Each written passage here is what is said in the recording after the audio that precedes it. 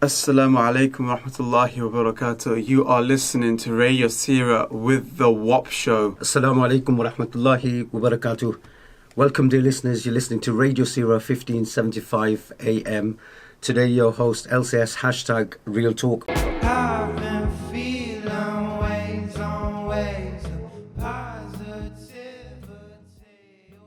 20%, coming up to 25% of people that carry knives are between 10 and 17. I remember when I was 15, 16, every Friday evening there was a place for people that age to play football. It was at Highfield Centre, I remember. We used to play indoor football, so like futsal. Yeah. And that they always used to say this is just a way for kids to not be on the streets. Yeah. Not saying that you guys are from the streets, but it's just, if you guys are not here right now at the age of 15, 16, you can't even go shisha at that age. So where are you going to be? You're going to be in the streets, you're going to be in parks at night time. It can happen to anyone, men and women, teenagers, youngsters, whatever you can call them.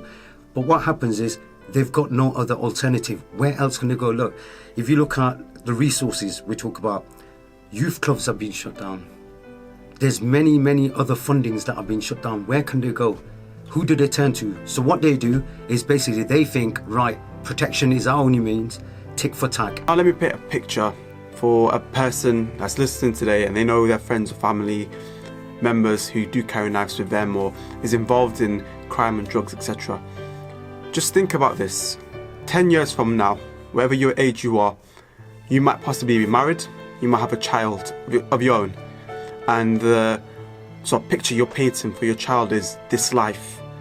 Now, say you're doing all this to get out of that life, right?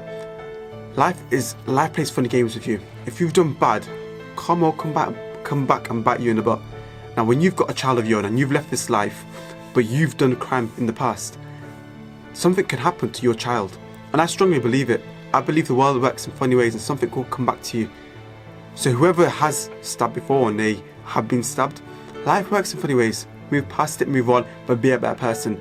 But if you're carrying a knife, I promise you, if you do not drop that in the bin and you get involved in something bad, that's going to come back and haunt you. And I just want you guys to have a moment to look at these other victims. Did these young men did not have dreams?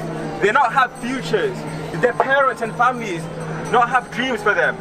Did they deserve to go this early? No, they did not. So the question comes to us, what can we do and whose responsibility is it moving forward to prevent this happening further and becoming a crisis within Leicester?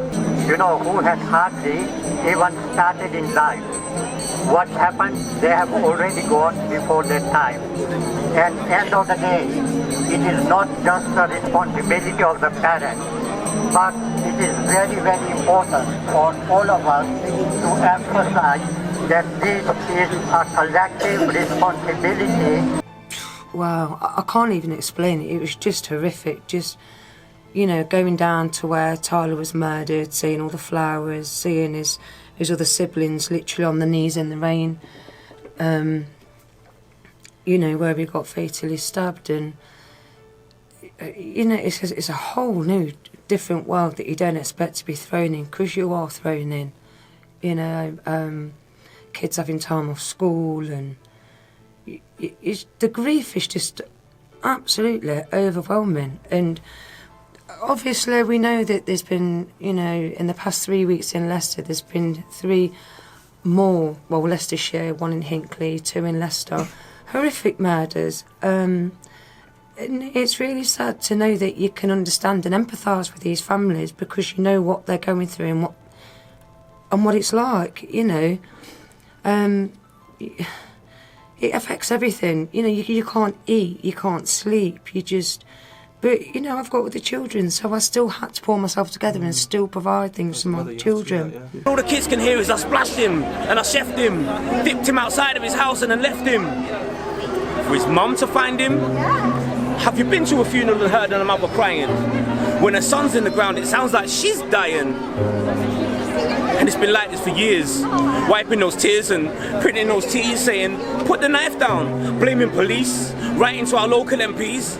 I see mums at knife crime rallies begging on the knees like, they've took my son, but make it stop, please. And it's our responsibility. Have you heard it takes a village to raise a child? But we're losing our community, so they're left to run wild. And this isn't the time for answers of excuses, but the youngers need to know there's consequences for their offences. Justice will be served if you're caught or let go. Because when you take a life, you forfeit your own.